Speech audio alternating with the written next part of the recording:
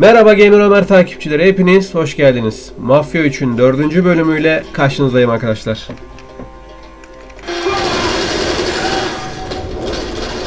Merhaba. Merhaba.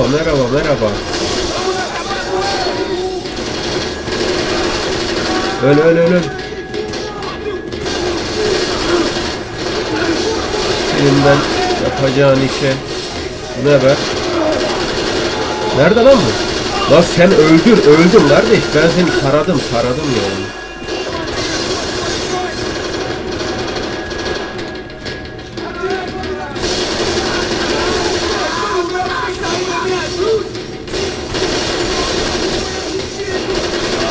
Adamlarda da koruma varmış arkadaş.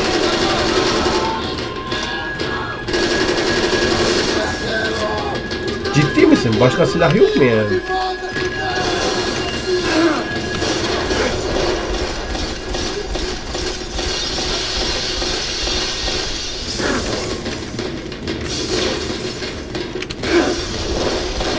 Geber. Max! Yeah, it's safe, come on. We need to get you to the server room, let's go. Bence de. Por que não posso ficar aqui com você debaixo da mesa? Let's go, come on. Okay. On me. Come on. The real security guards had been run off, paid off, or bumped off. That left us. It wasn't a fantastically comforting thought. It's through here.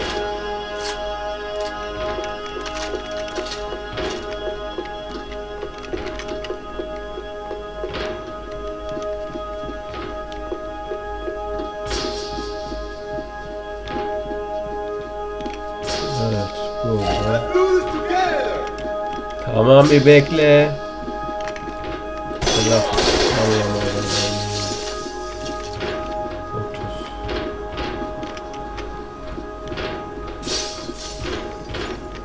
I'd woken up with a headache, and it was only getting worse. Hey, Max, come to me. Biraz beklemen gerekiyor arkadaş. Ortalıkta her şey var.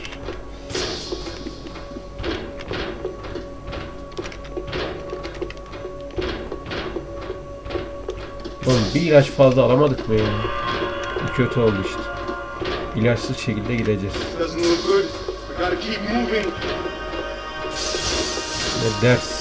Ne dersin ya?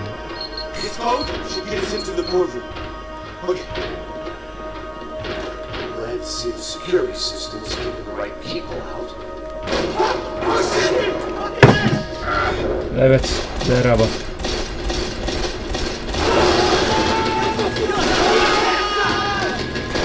Oha. Adam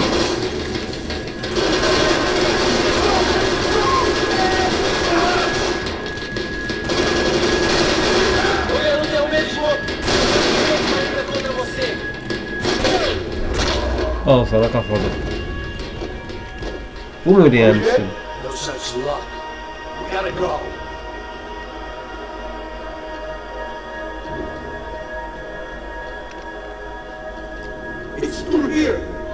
Aynen o taraftan da gidelim.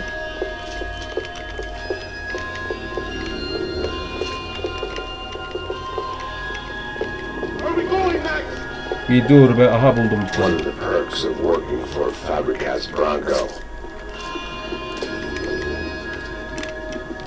Modeli inceleme.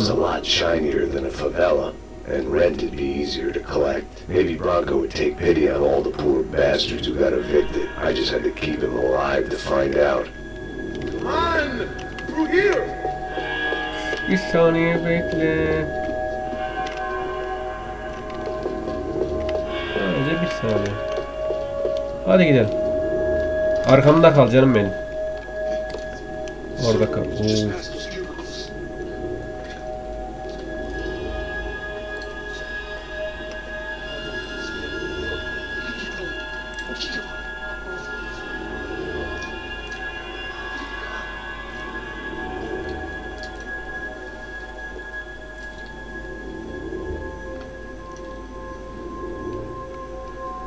Ne yapacak?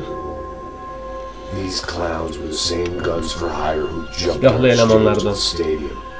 Crusher Prado, the Black Badge. Right-wing paramilitary chumps protecting whoever paid the most. I guess that made them more like me than I cared to admit. Were they just looking for another payday, or did their business with the Broncos run deeper? Beyler. Eu vou por aqui, você vai por ali. Demorou. Sim.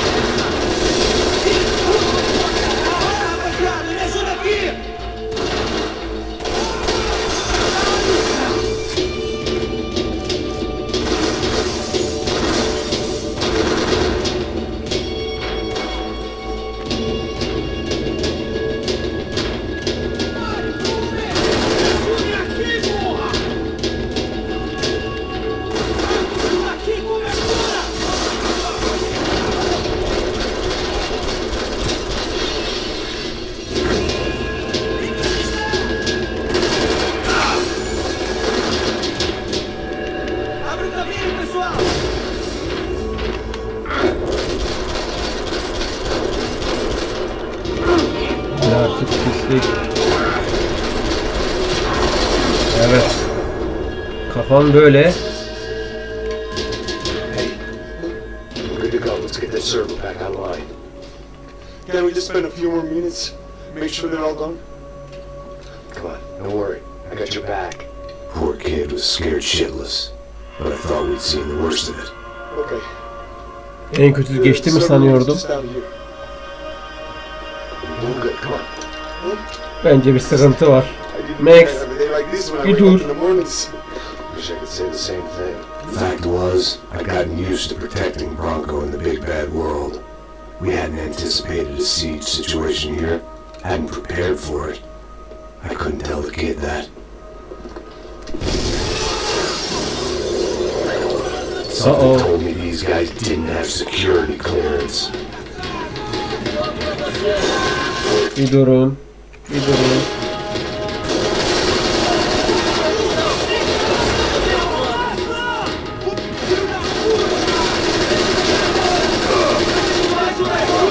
Bu ne ya? Durun durun.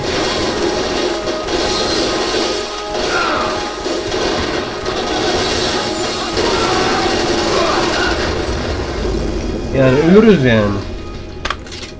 Ölürüz. Bu ne ya? Böyle saçmalık mı olur?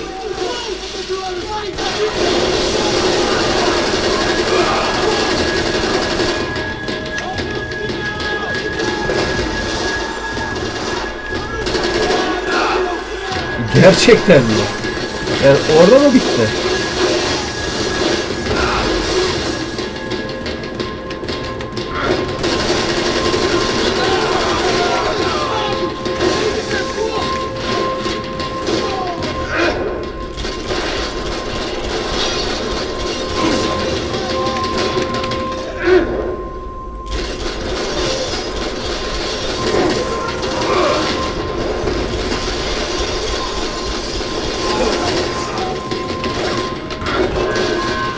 Gerçekten mi? Atla lan atla işte be. Of. Yok ya durulmuyor. Lan atla işte atla atla atla.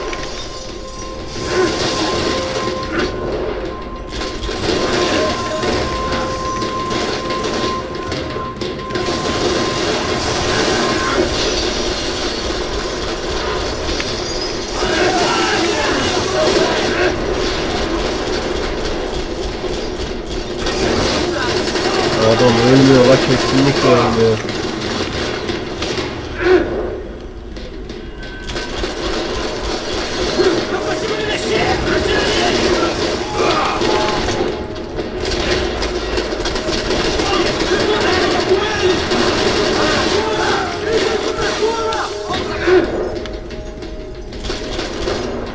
Yok ya.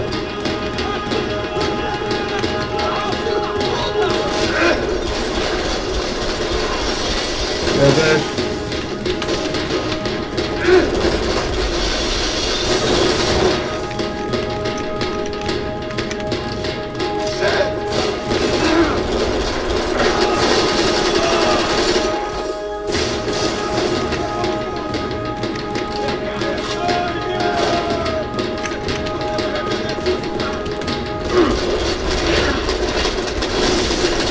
Öl artık, öl.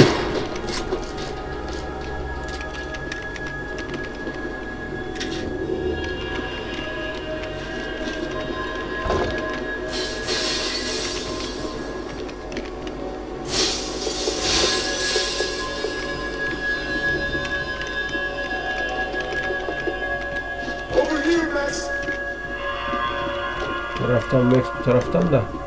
Önce biraz mermi alalım, yoksa mermisizlikten öleceğiz yani. Durun.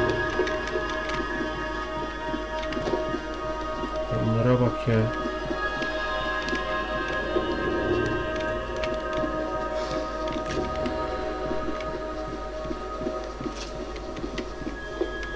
Şuraya bak.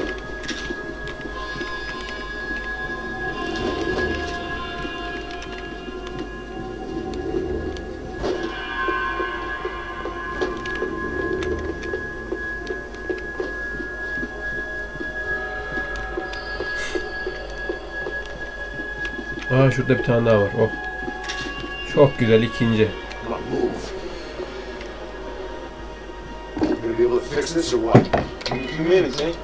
You should be able to reboot the system, get all the components back online. What about Bronco's office? That's all I care about. You should be able to lock us down, eh? If this works. Whatever you're doing, do it quick. I'm gonna make a sweep of the building and then get back to Rodrigo's.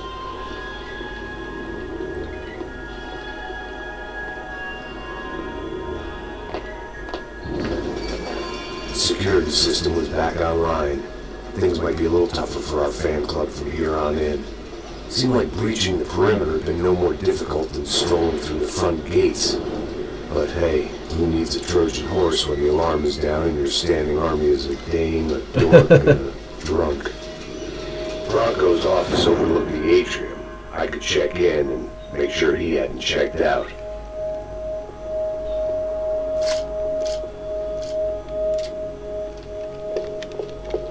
Evet.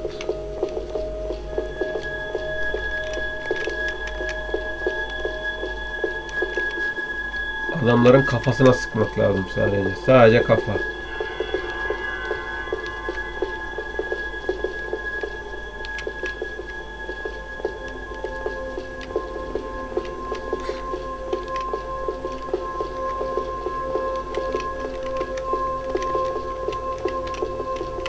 I needed to complete my sweep of the building. Max! Your guy's working on the security system now, sir. It just came on. Okay, good. Then lock yourself down. Stay put. Let us take care of these guys down here. Once they realize they can't get to you, they should back off. Max, try not to completely destroy the place. Let's just concentrate on staying alive. Sir! There it went. He was tucked up safe. Now I needed to make it to the lobby to complete my sweep of the building, for what that was worth. Evet, seni de alalım.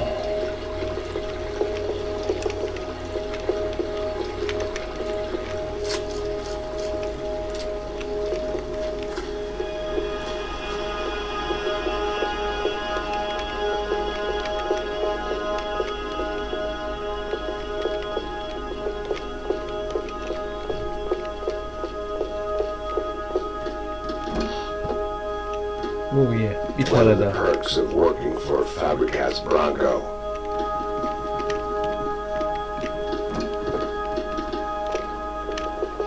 Vay, erkek kız karışık.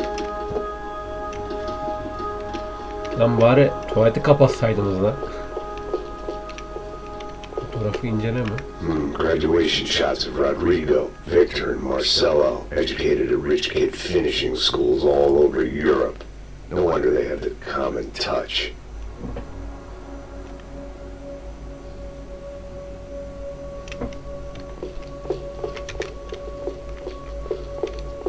to see how bad this problem was. Bir sıkıntı başlar. Oh.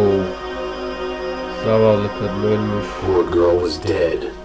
Shot through the head by some hero fighting the rich one lonely secretary at a time.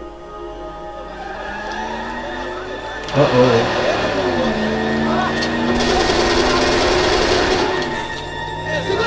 Gerçekten silah mı? Gene mi silah?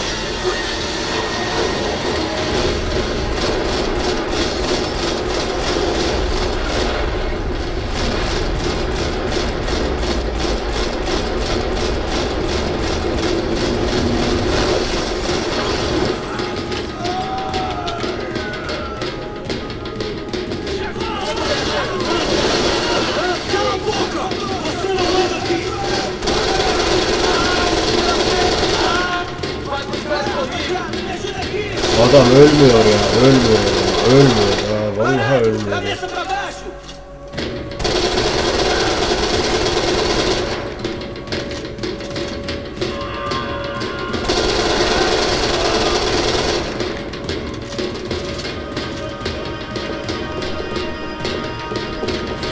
Oh.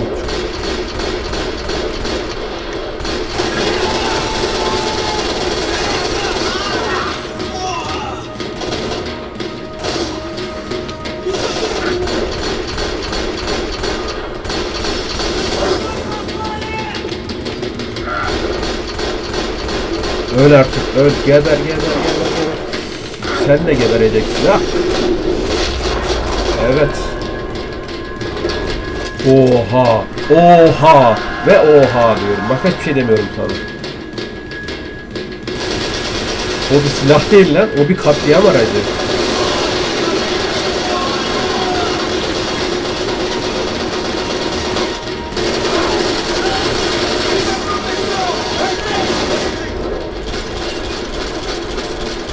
Öyle. Aha, bu da mı varmış? Öyle. Öl.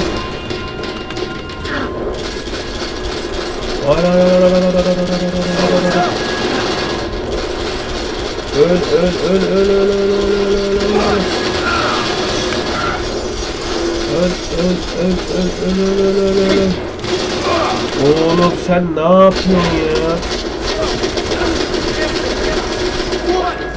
Vallahi ölmedi. Adamı ne sıktıysak ölmüyor lan. Ölmüyor adam. Tamam öldü. Hak ettin o. Adam ölmüyor çünkü ya. Bizim adamı öldürme şeyimiz farklı herhalde. Ya çekileceğiz.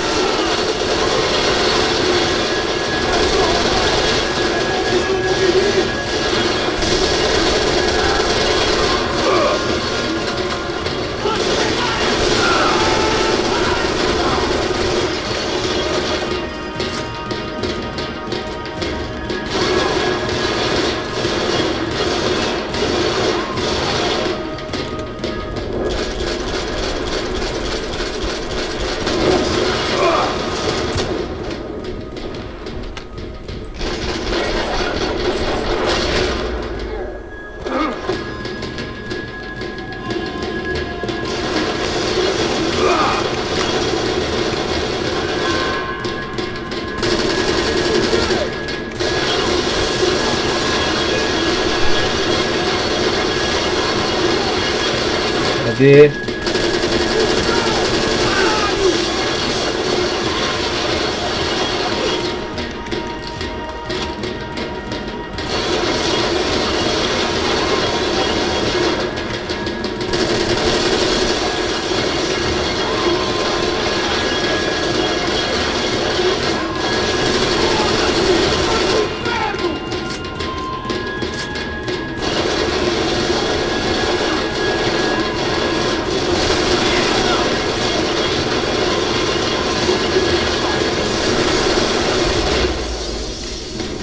Ya yani zahmet olacak da artık öyle ya.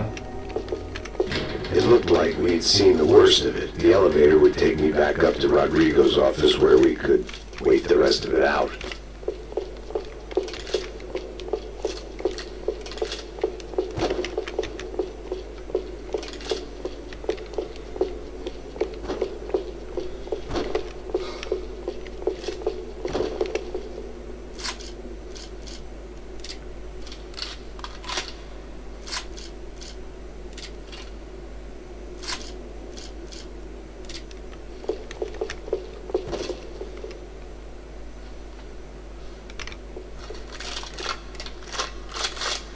Ama maalesef bu silahın da Much as I cephanesi. enjoyed my mall cop routine, I had to get back to the boss.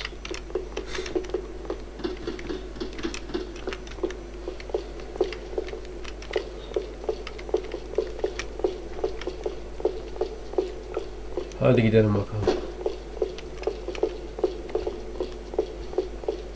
Ortalık bayağı alev aldı ha.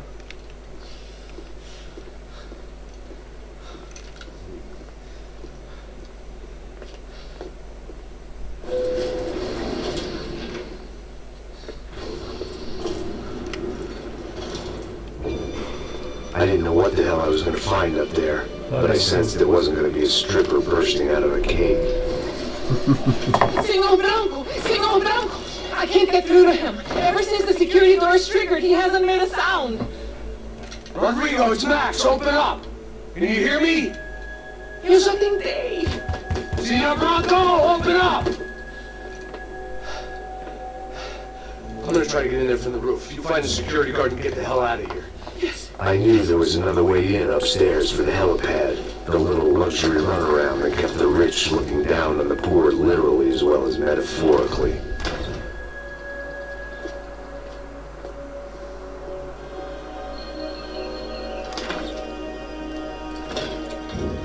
Rodrigo!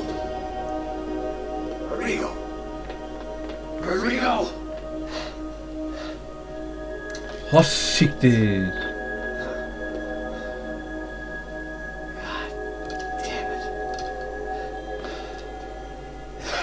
Niye? Of course he was dead. Clean, one shot, a professional job. I began to look for clues. Bence bu aile içi bir şey ya.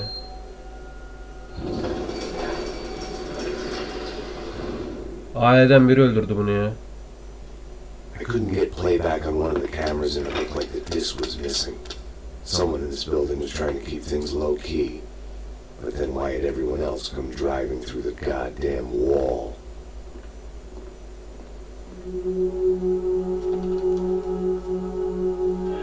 Fabiana. Even if the man who employed me was dead, his wife was still out there. Maybe she could be saved. Gene mi içki ya? Ah, İçki olduğu sürece bir şey yapamayacaksın ya. taking the photo from the broken fragments, something caught my eye. Bomba! Bomba!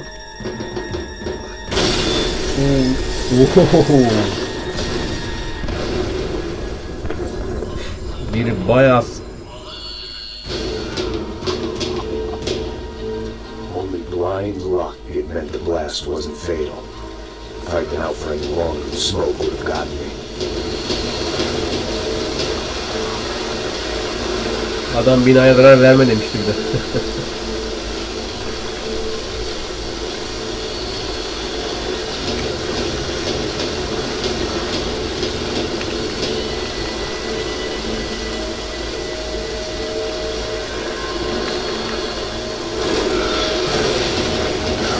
If I wasn't immolated, I was going to get crushed to death. Ya yanarak ya da. Yok orada bir şey yok.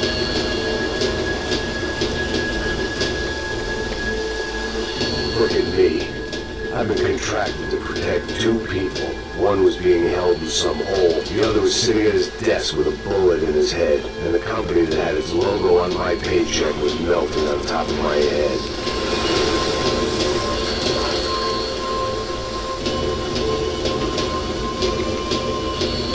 There's no way one bomb could have done all this. Unless the place was made of gasoline. This whole joint must have been rigged. Bu ne var orada? Burada bir şey yok orada. Bu işi aileden biri yaptı ama kim yaptı?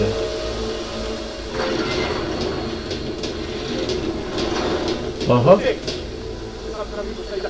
The kid hadn't made it. Fuck. I had to make this corpse-looting coward pay. Getting his gun was more than just expediency.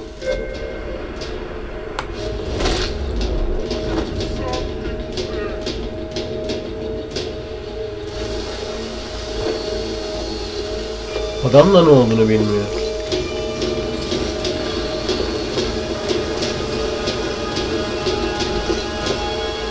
No one would be rebooting his system. Poor bastard. I was going to be another charred corpse with his tongue hanging out and his hands to his throat.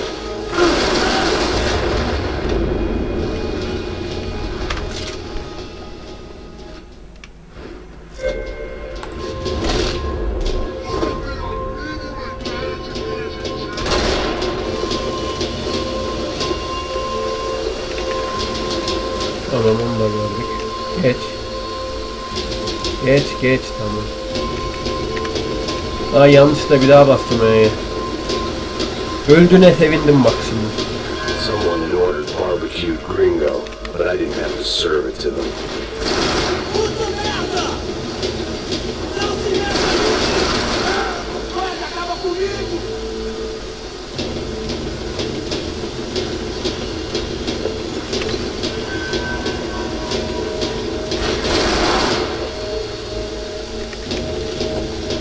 Kimsiniz kardeş?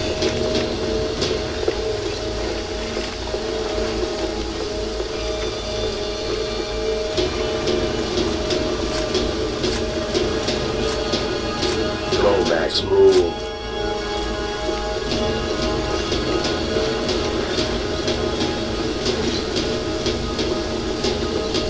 Gidelim. Gidelim de.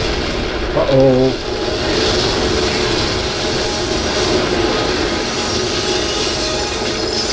Benim bu kaderim demek ya. Real or not, Fabricat's Bronco was falling apart quite literally.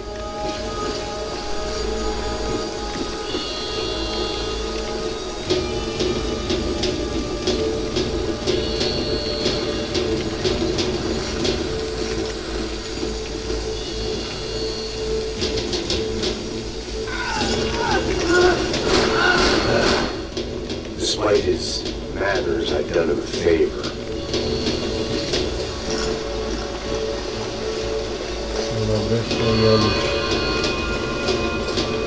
This didn't look like a room where Rodrigo closed multi-million-dollar deals. It looked like a fiery hellhole.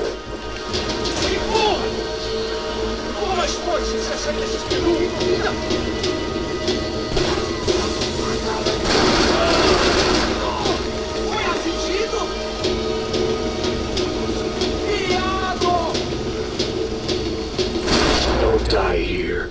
Move. Hiç ölmeye niyetimiz yok.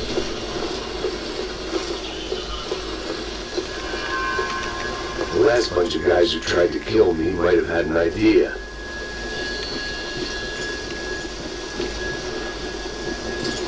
Umarım iyi bir fikirdir.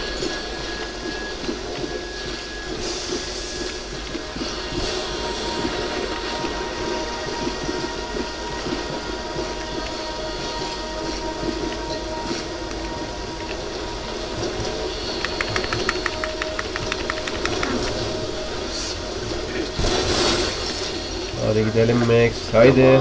Come on.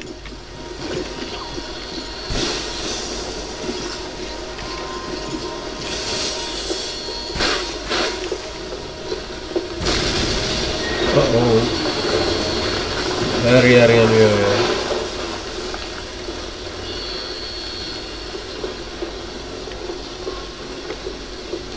So much for a lazy Sunday afternoon. My next trip would be a high wire act with a fiery pit for a safety net. It was nice that no one was shooting at me for a change, but I'd take a shot in the head over a slow roast on a spit any day of the goddamn week. Hadi az kaldı Max, haydi. Neredeyse. İşte hep neredeyse de kalıyor bu iş.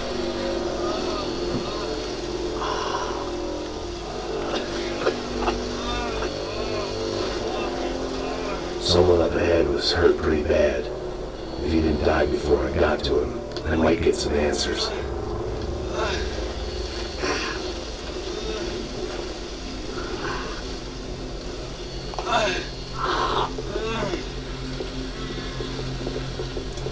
Hey! Why? Why Rodrigo Bronco? Why? What? Why did you come to kill Rodrigo Bronco? We came to kill you! Because what you did to us! You killed so many of us! What reason did this poor bastard have to lie? He would be dead from shock or loss of blood in half an hour, even if I didn't leave him there to burn.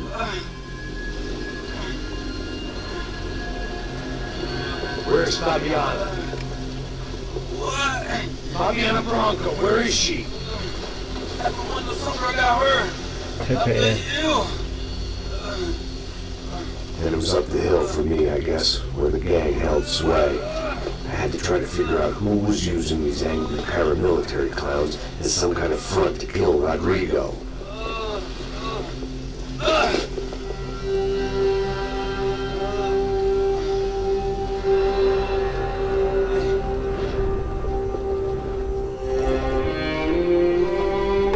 Vay vay vay. Gene olaylar, gene olaylar. Yes. Rodrigo Bronco was dead.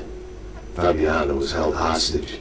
I had no idea who was behind any of this. I felt like a fool. I was a sweaty, gray-haired mess. This place, well, this place was gonna kill me too. I could see that now. I decided that I was gonna die sober, not drunk. At least then I would see who shot me.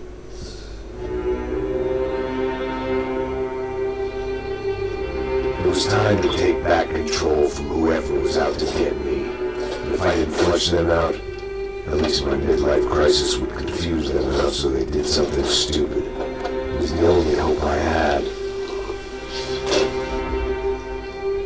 I knew I wasn't thinking straight. I'd been drinking and popping painkillers for years. I had to live like a French goose and skin like red leather.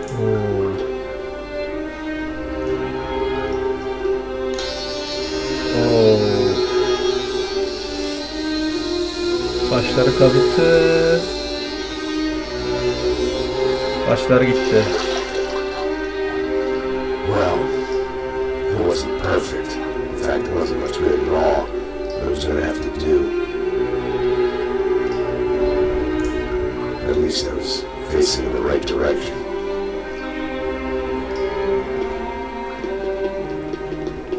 Niye saçını kestin ki yani? Sadece içkiyi bırak. Saçını niye kesiyorsun? Kellere gönderme. Hello. Oh, Victor. Max? Max, you're alive? Of course I'm alive. We didn't know this. We are lost, Max. Our brother was everything to us.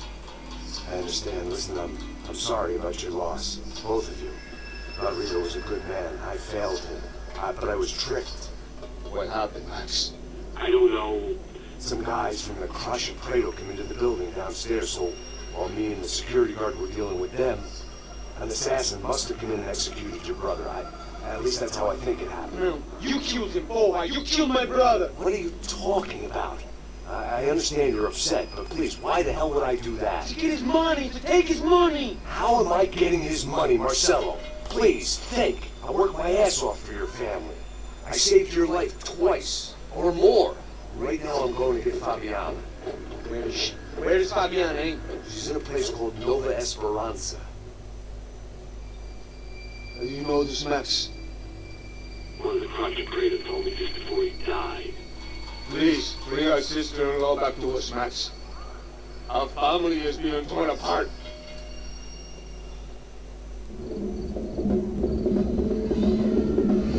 Getirebilirsek getireceğiz. Karakter 7. Bölüm başlangıcı başlar. So I guess I was finally about to go and experience the other side of Sao Paulo firsthand. The bit people try to ignore. The unpleasant memory they try to obliterate with cocktails and helicopters and parties and lines of blow, like rich fools the world over. I I was a day off the sauce for the first time in years and knew I was due a hangover sent direct from Mother Nature.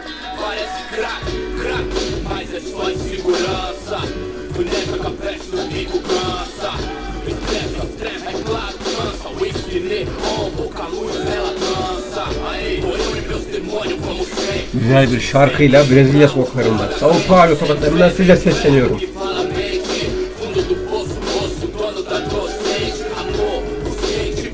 I had no idea where the hell I was going to go, so I decided to head straight for the street party that seemed to be raging. Either that or some other fool had gotten there before me and now was being ritually sacrificed. I've had better ideas, but then I've also had worse ones, like accepting this job in the first place.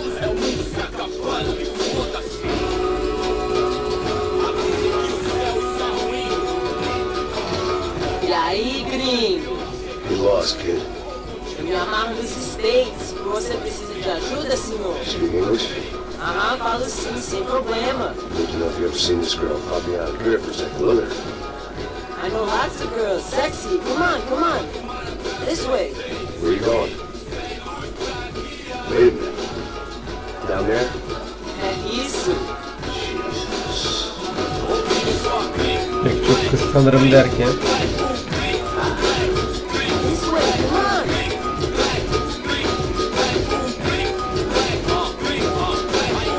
At least I found myself a tour guide.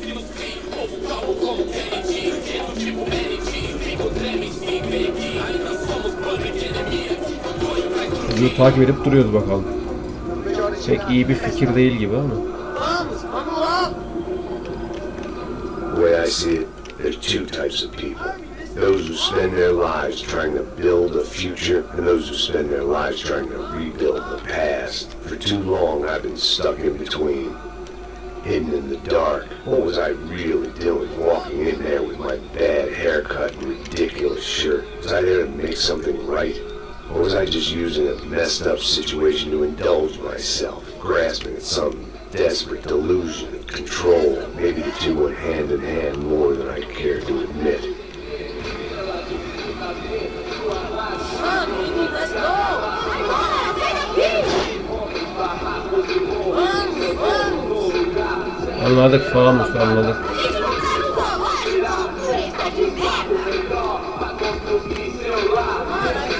Oo, bildiğim parti var burada. Gringo.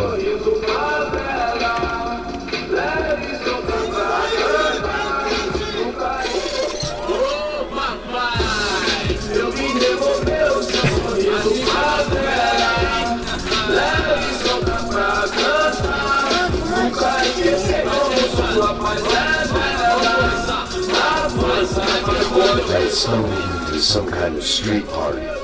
This was the kind of reality Americans paid top dollar to see. Slums had become tourist attractions, places where yuppies could gawk at the endless spirit of the poor from the inside of their bulletproof buses. I felt dumb and exposed. I missed the booze. Not that it mattered, sober or drunk, I was hardly undercover. I stood out in this place like a Aa, sıkıntı var, arkandalar.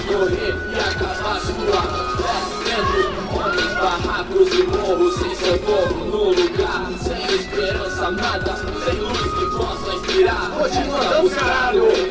Que porra é essa que você tá fazendo aqui? Como você sai entrando aqui assim? Anda, anda, vai pra lá! What do you need, guys? What do O you que você need? tá fazendo aqui? Eu tô te perguntando! Eu te chamei aqui, porra! Easy, pal, easy. Ah, então, você é americano de merda! Look, I didn't mean any offense. Me dá só uma razão pra eu não te matar, seu americano burro! Hã? Desculpa, amigo, por favor. Passa tudo que você tem, viado! Pega o dinheiro dele, pega o dinheiro dele! Ah, tá no chão, hein? Passa aqui! Dá logo! Dá logo! Da puta! Valeu, mano! Bem-vindo à favela Nova Esperança! All things considered, I was gonna have to look on this as a good outcome. I was deep in gang territory. These kids were raised hating clowns like me. Middle-income ass-kickers who protected the rich by shooting kids like them.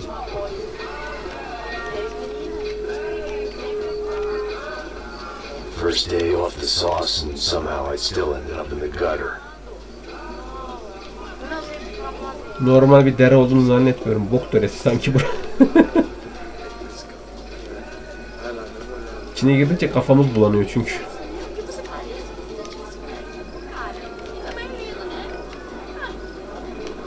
Her şey var Brezilya sokaklarında, ne olacak? Uyuşturucu, kadın, adam kaçakçılığı, yani insan kaçakçılığı.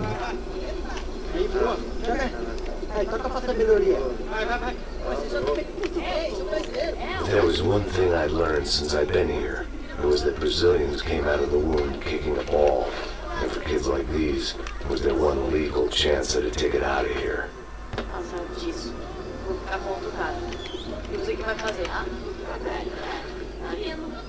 Sebastião! Tá na hora da janta, caralho!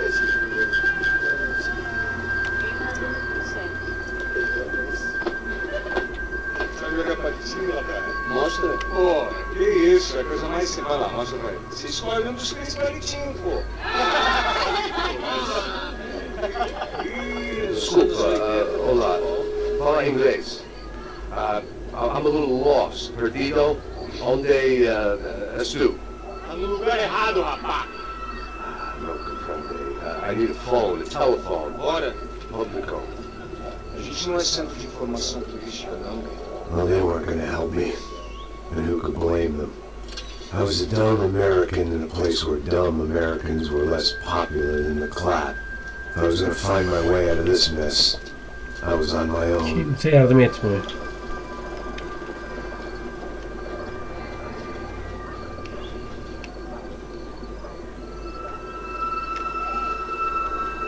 It looked like there was a bar up ahead. The irony was not lost on me. I figured sobriety was no use to me dead. Ih, não tô a vez não, passei. Ai, tem que ser levando isso, mano? Ela não tá mais garotinha não, hein? De jeito nenhum.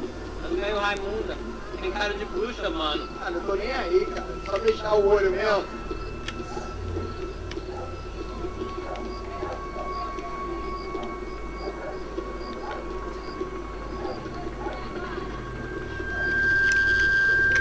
O que esse cara quer? Aí tá na camisa, hein?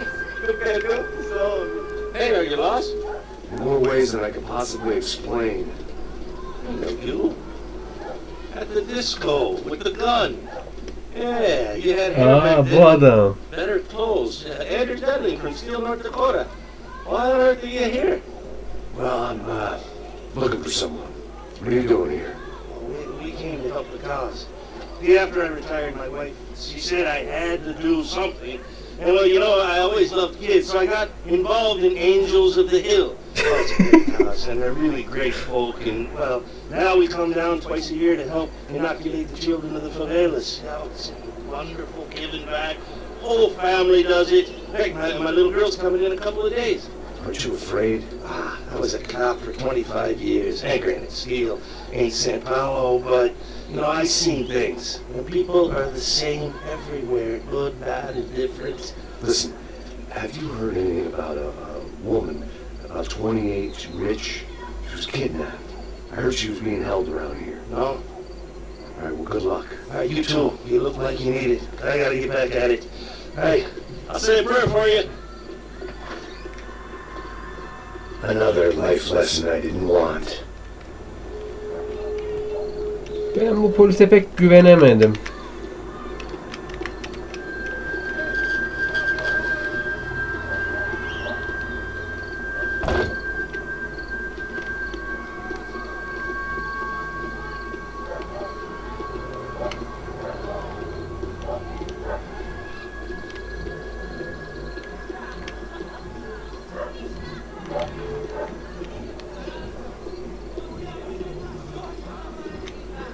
Güzel sokak.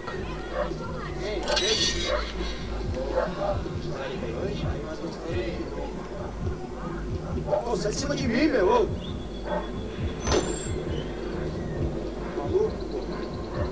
Kafayı.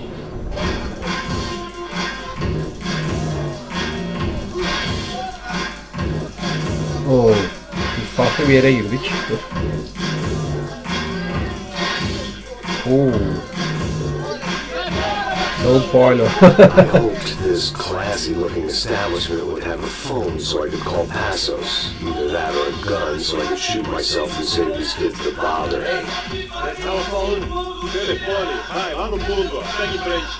When you're stuck in a foreign country and you don't know the words for reverse charges, and you're in some lonely skin joint in the middle of some poor slum having just had every last cent robbed from you, and you call yourself a bodyguard, then you know you're a loser. Sanırım bu biraz ağır konusu gibi olacak. Do I know you? I don't think so. Look, if you're gonna shoot me, make it quick, I'm a little busy. If I was going to shoot you, I wouldn't waste a beer. Wait, you won't try to dry out this. Just a soda, please. Why did you go sit down? Çok önemli. İyice abi. Ooh.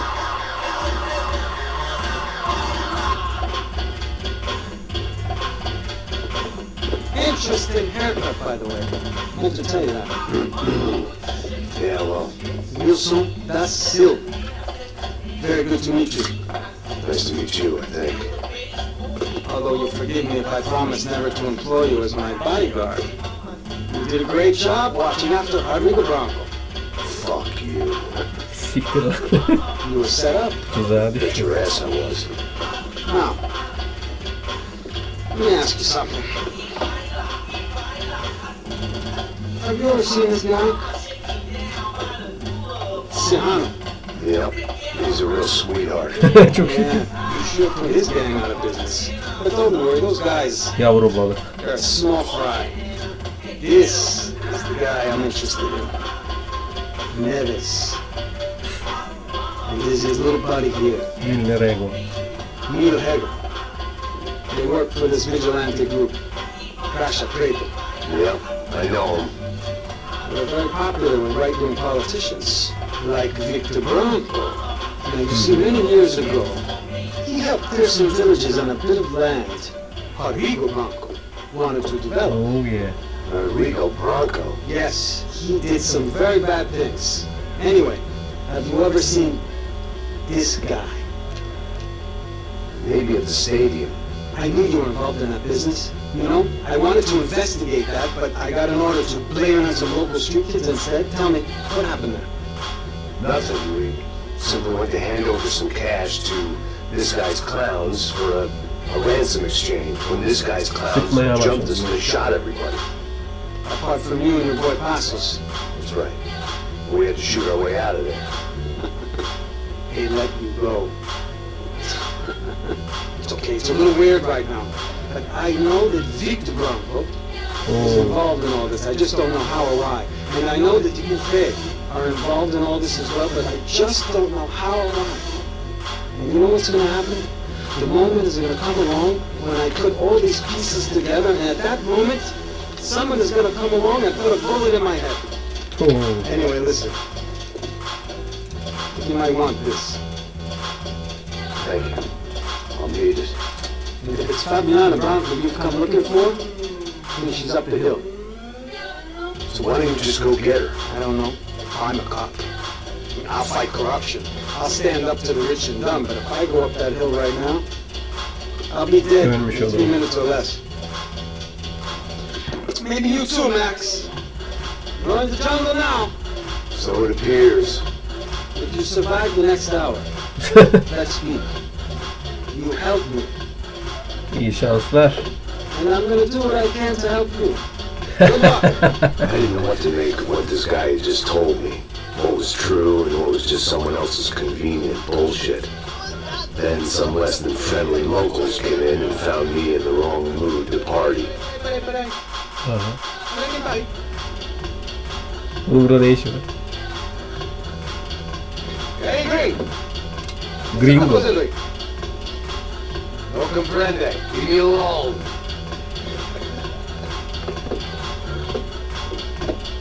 Você tem alguma coisa pra mim? Do you got something for me? For you? Tell you what I got.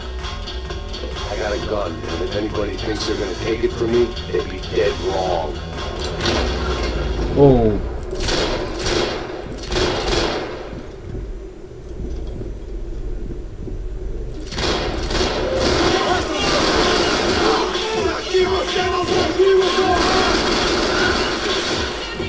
Ona sıkmasaydın ölmezdin kız.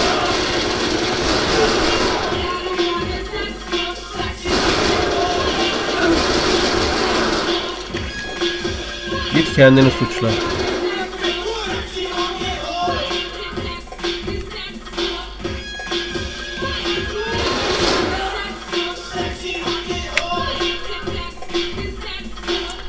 Şarkılar güzel. Fotoğrafı inceleme.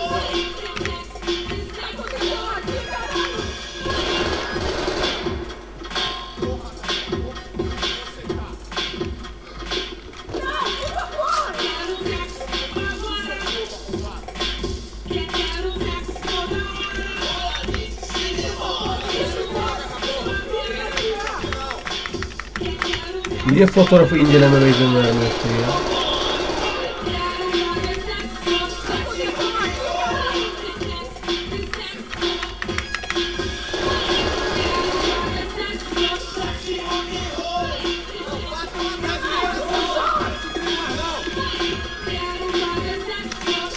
Beyler kusura bakmayın ama hepiniz öldünüz.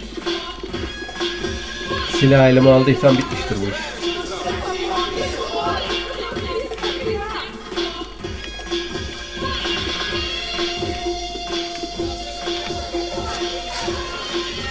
Evet. They told me the favelas were full of drugs. Sağ olun.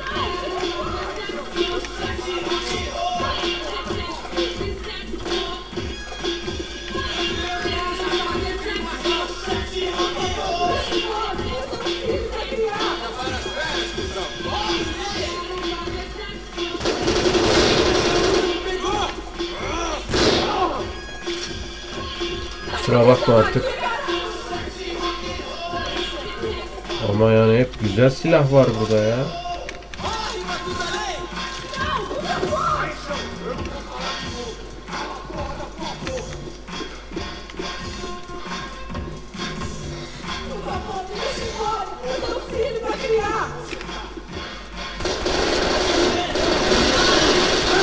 Senin gerçekten bu muydu yani?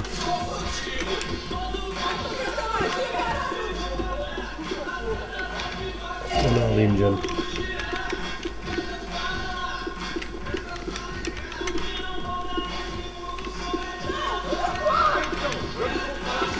Tamam be, ne laf yaptınız be.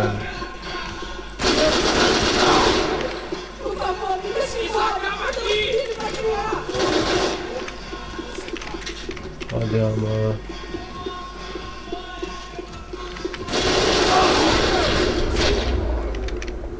Öldün.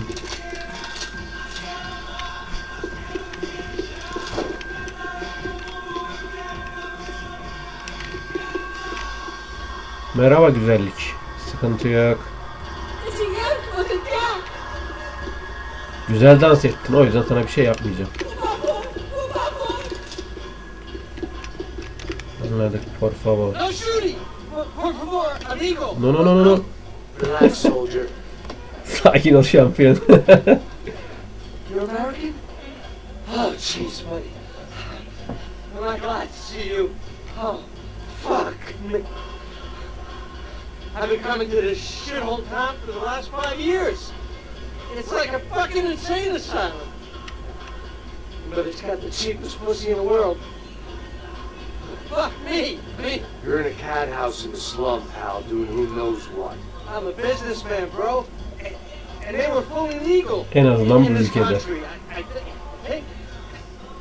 And I know how to tip, all right? It ain't my fault, man. It ain't my fault. Don't judge me, all right? Have a nice day.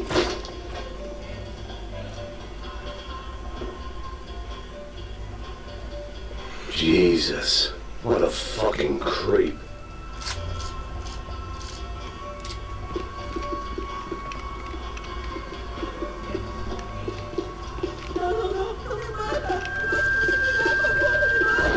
It was Monday afternoon, and I'd already been thrown out of a party, gone to a strip club, and got into a bar fight. This latest midlife crisis was certainly ticking all the boxes.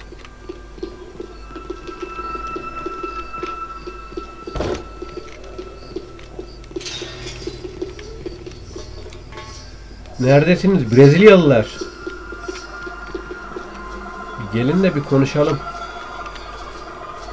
Anlaşabileceğinize eminim.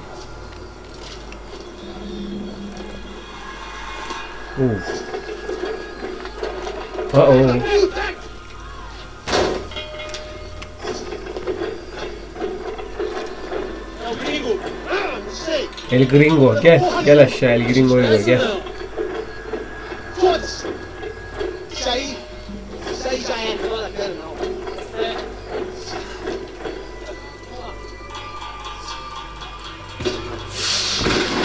Fireworks display was clearly in my honor, making sure everyone knew to roll out the red carpet for their surprise guest.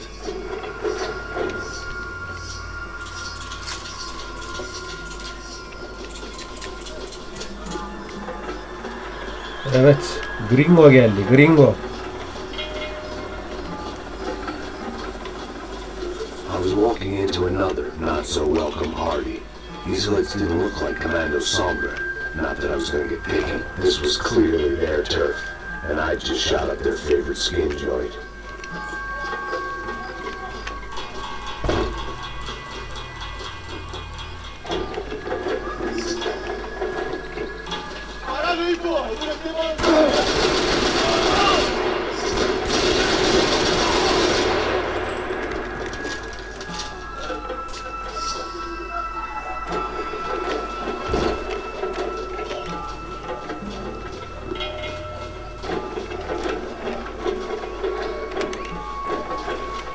Herkes ıslık çalıyor, hadi bakalım. Ben de ıslık çalayım mı size?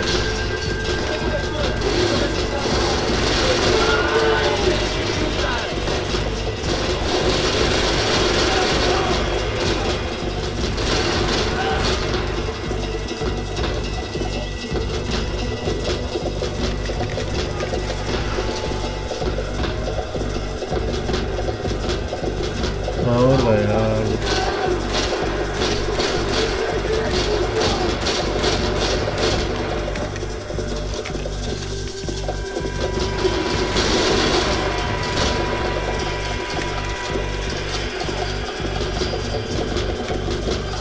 Eline silah alan öldürmeye çıkmış ya. Çoluğa çocuğa silah vermişler.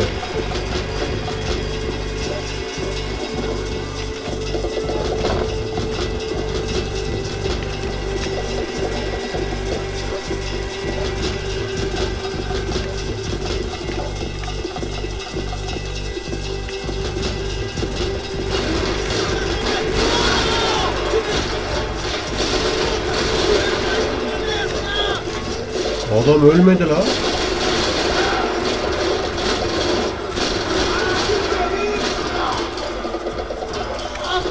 Helal olsun, adam ölmedi. Adamın ne canı varmış öyle ya.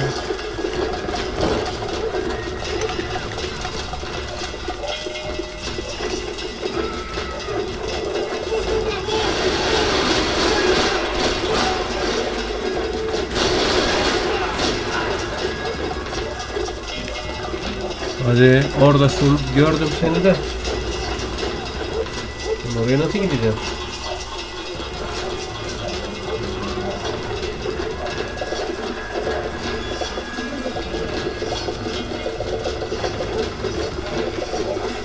Oraya girmek için bir yol var mı? Yok gibi görünüyor ama. Demek ki biz en sonunda o yola gideceğiz. Ama nasıl gideceğiz? Sıkıntı var.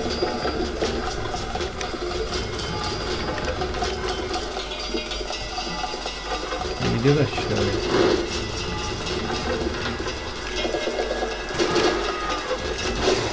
Nereden çıkıyoruz lan?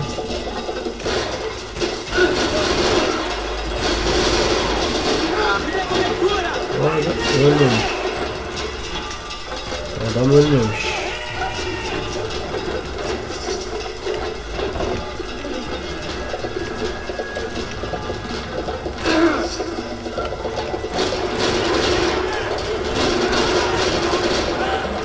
Hadi öyle artık.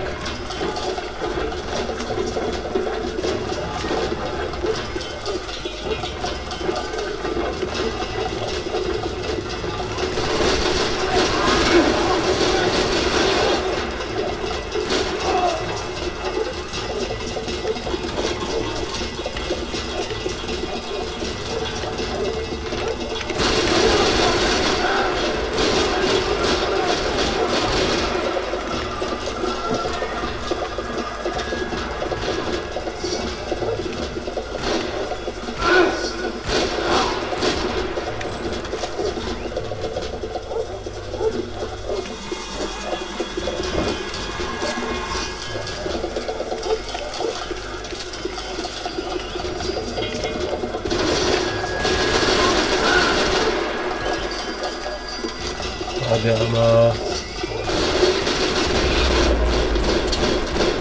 Tamam.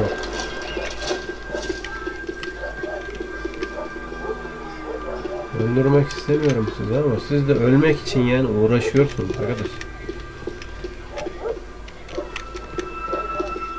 I was getting nowhere fast.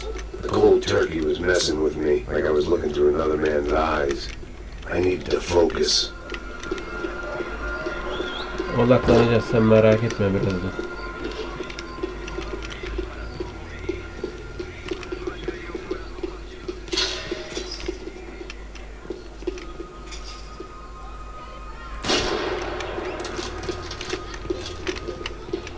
Yet more thugs whose Christmas card list I wouldn't be on. This wasn't Commando Somber real estate. I had to keep moving. İpuçları ha.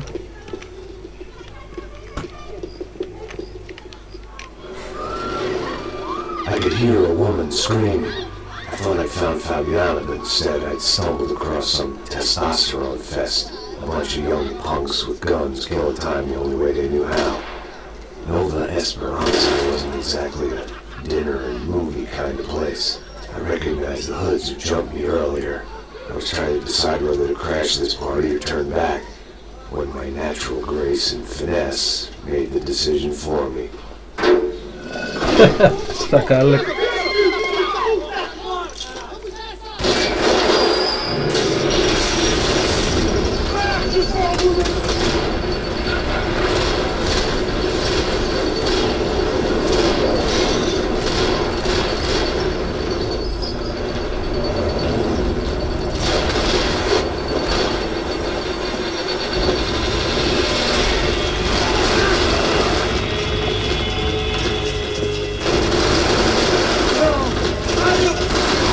Öl lan artık, öl.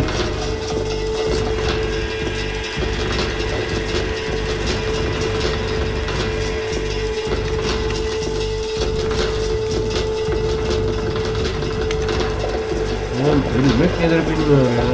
Vuruyorsun ölmüyor.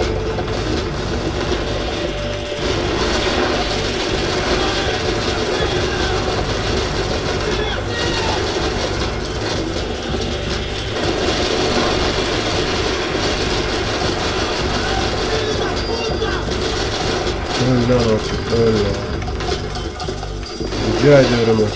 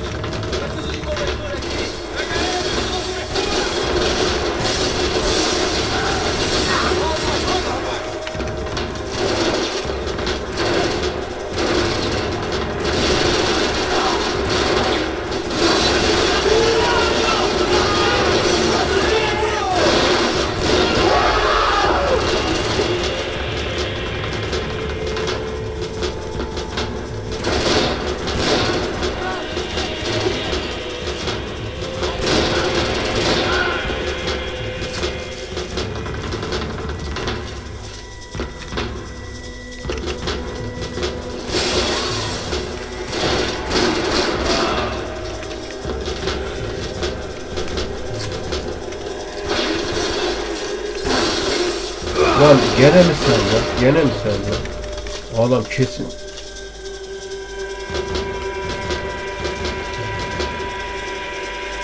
Oh yeah.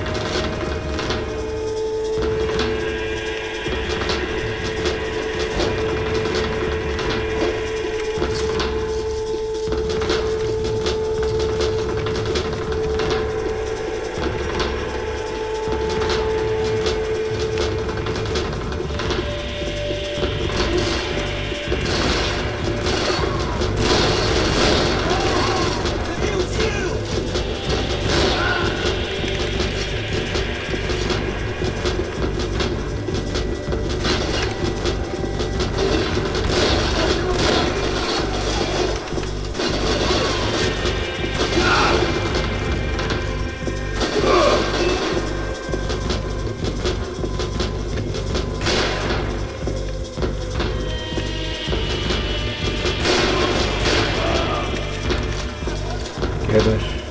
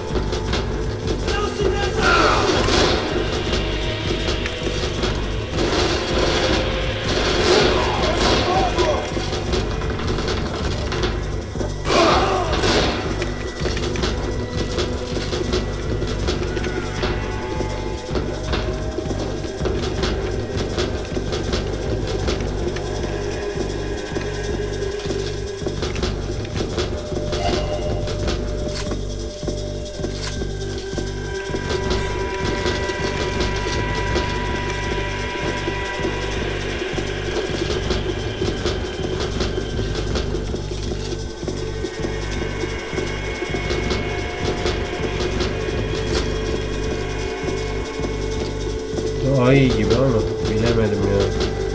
Şununla mı gitsem?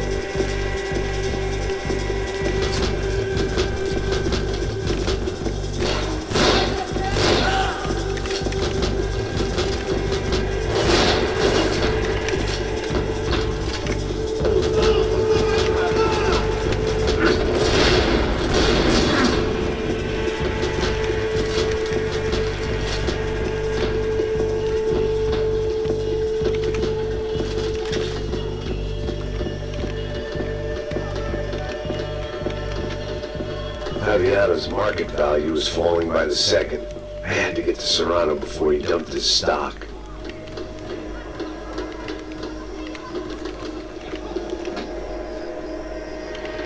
Biraz önce buradan bir sürü ses geliyordu.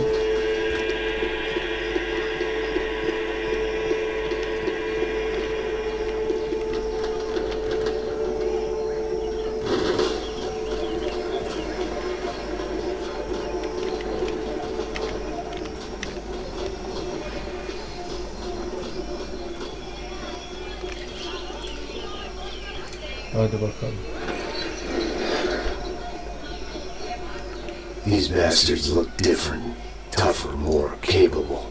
They didn't look like Serrano's boys, but I could tell I was moving up the food chain. I hoped Fabiano wasn't going to be served up come feeding time.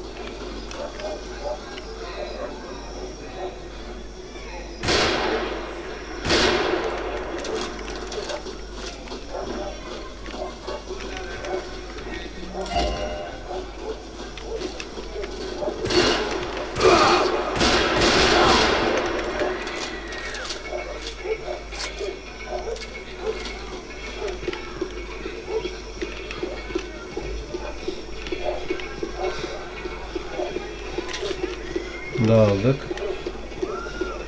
There was no need to announce my arrival in that part of town. I'd drawn more than enough attention already.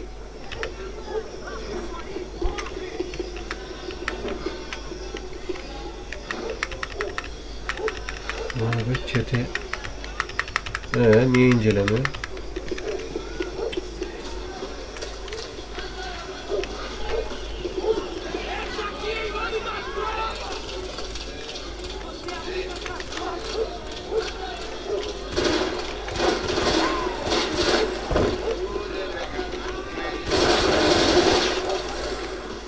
Ne demek çektiğini bir görsen indireceğim.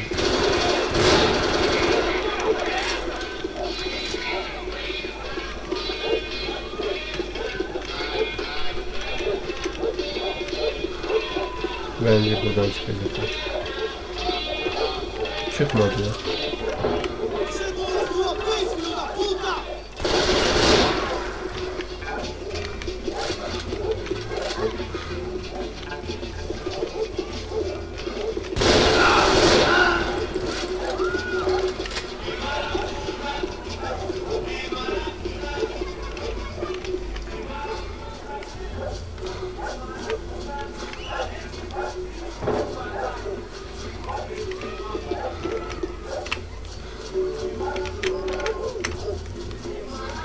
Yok.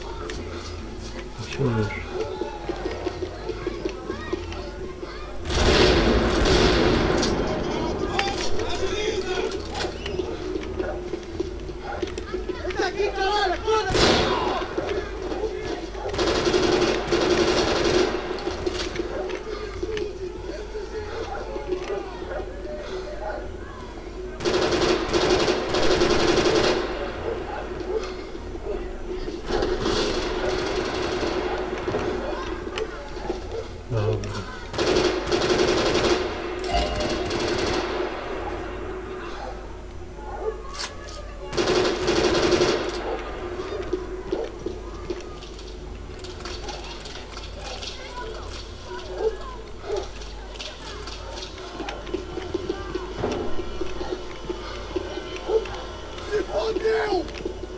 Soccer had gotten Claudio away from the favela, but it hadn't gotten him far enough. I couldn't imagine his death had done much to boost the CS's approval ratings in that part of town.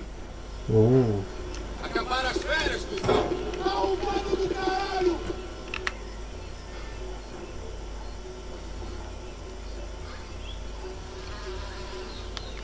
1980 já acabou! Tem essa de livro aqui não! Anladık, anladık.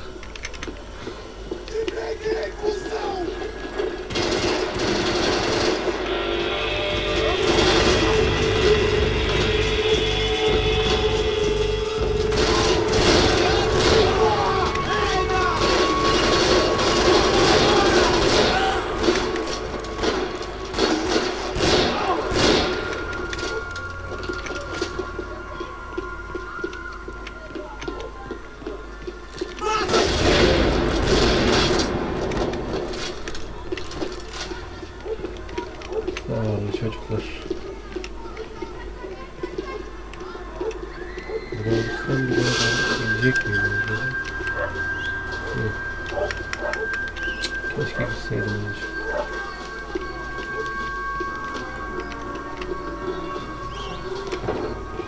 Bu ne? Giovanna, charity worker and socialite. Work with the poor and play with the rich. You try to live in two worlds. Eventually you're gonna get your life ripped apart.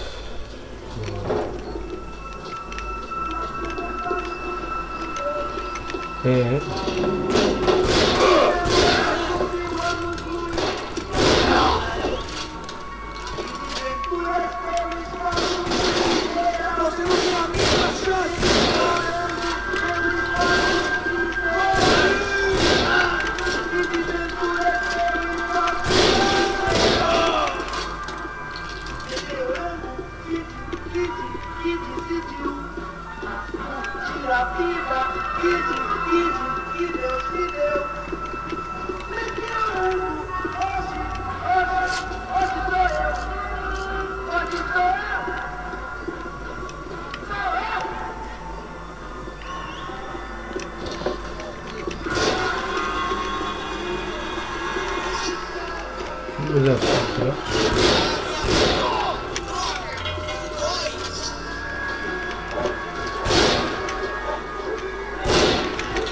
Öğlen artık. Başladık senin yaptığın işe.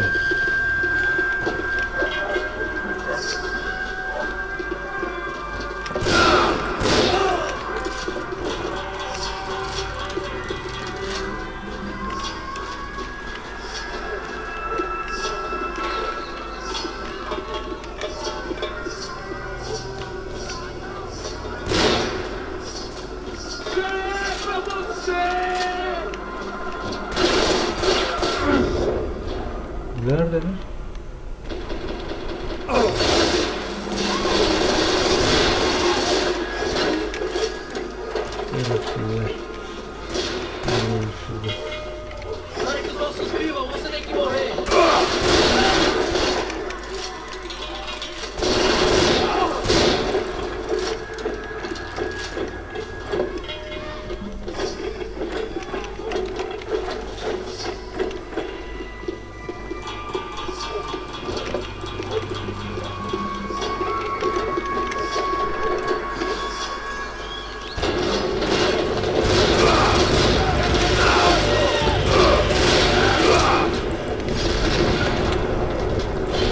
Allah'ım, nereye ateş ediyorsun lan sen? Aa, burada. Burada duvarın arkasında. Hay Allah. Duvarın arkasında lan adam. Yok, bununla iş yürümüyor ya. Sen bir gel de.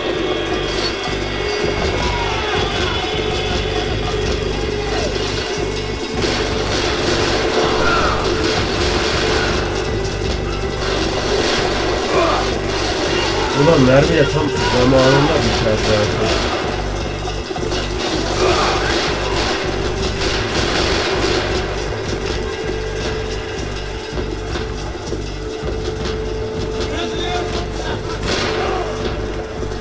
Başka?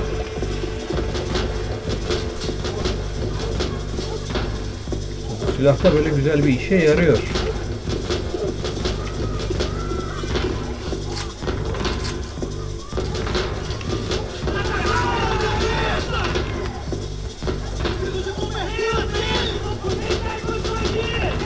Ne mi lan?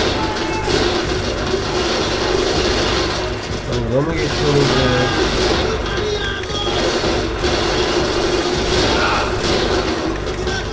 Adamlar ölüyor. Tamam, gel. Gel hadi, çık oradan. Çık oradan güzelce.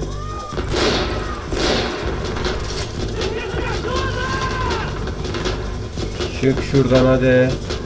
Hadi şu güzel kafanı çıkar. Çıkardı.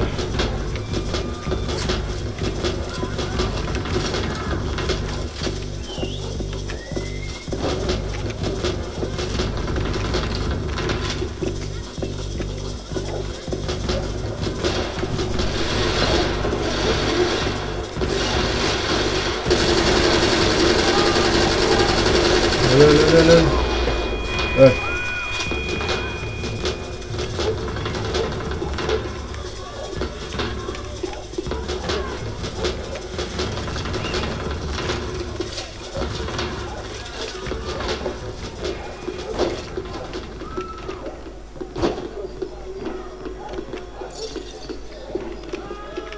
One vice at a time.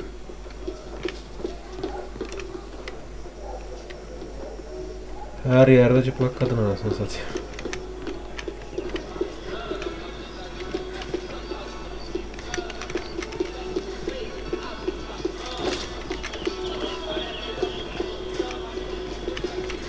Hadi ya, daha varmadık mı arkadaş?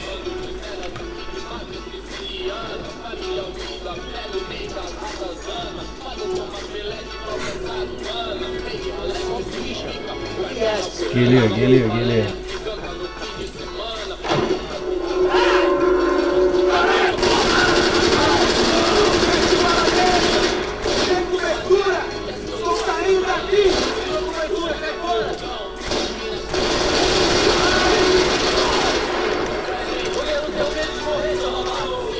Merhaba beyler. Gerçekten al sana kurşun yağmur ha. Dediğim buysa tamam.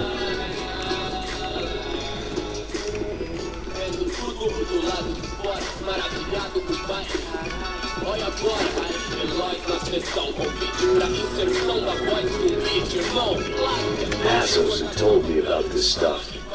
Oxidado. They called it rust, packed full of healthy ingredients like quicklime and kerosene, cheaper, stronger, and deadlier than crack.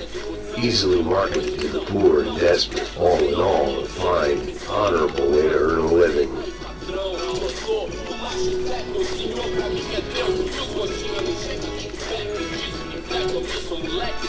Hadi aç şunu. Oh.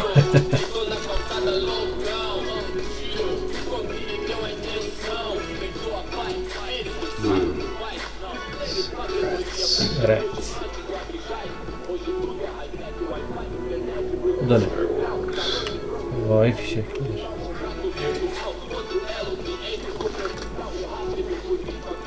I couldn't find any clues in this place, so I decided to do my bit for the drugs trade.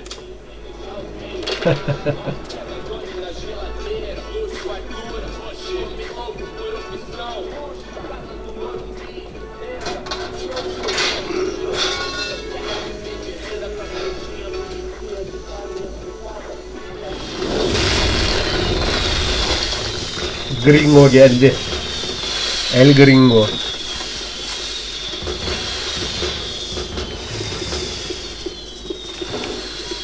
I was definitely in Commando Somber territory.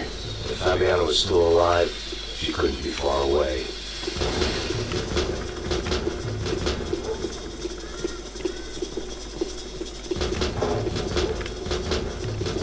Akıllı ol. Az daha indiriyorum seni.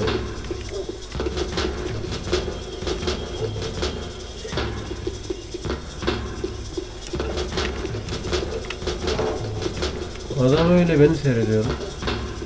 Hadi içeri gir hadi. Bu adamlar iyi ölmedi ha. El Gringo geldi bakalım. Oo oradalar. That much security, it had to be Serrano's pad. Since I was in the neighborhood, I figured he wouldn't mind if I dropped in and thanked him personally for his hospitality.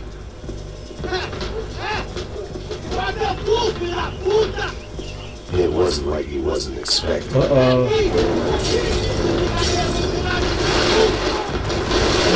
Yeah. Su içi olmadı dostum.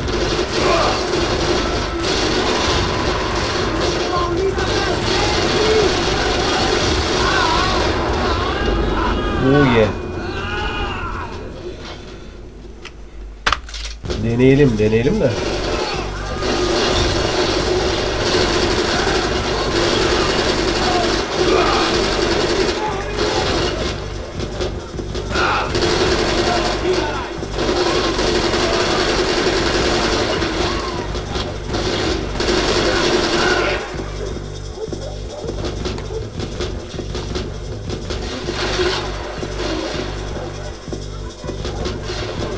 Ya hadi çık. Adam çıkmıyor ya. Çık kardeşim çık şuradan. Öldüm mü ölmedim onu da göremedim. Yok ya adam ölmeyecek.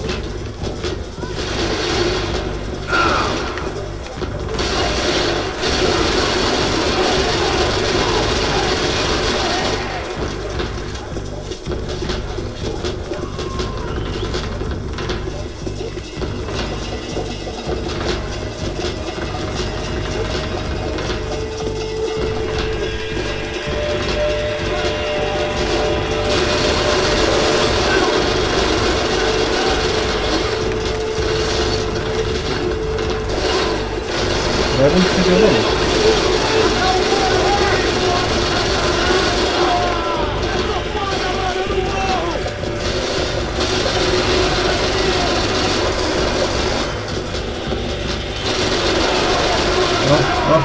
İstediğin bu mu?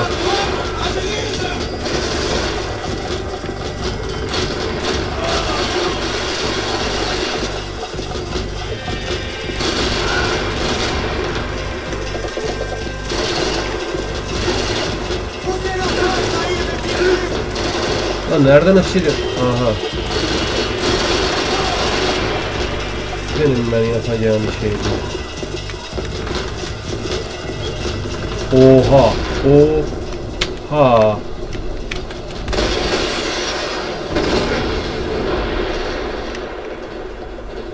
Tamam bırak. Tamam bırak. Bırak. Sıkıntı yok. Şimdi çocuklara izlettirmeyin yalnız.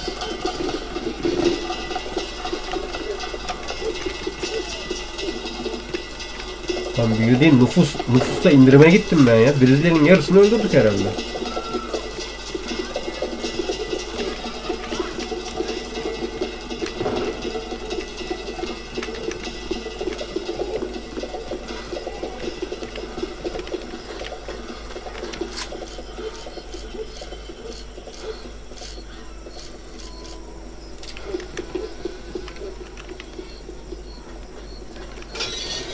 Hadi ama I yine had to elimde hope salak the king was silah. in his castle.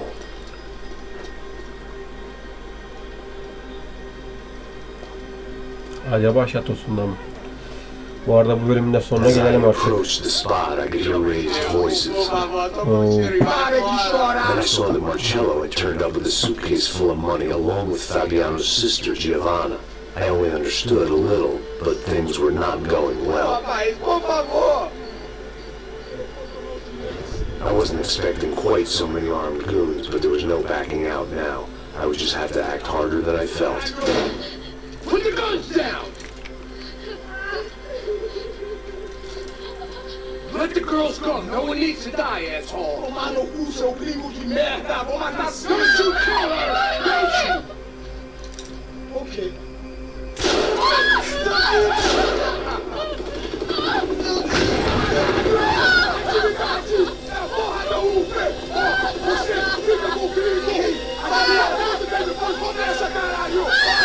Ortalık gene karıştı. Kızı öldürdüler ya.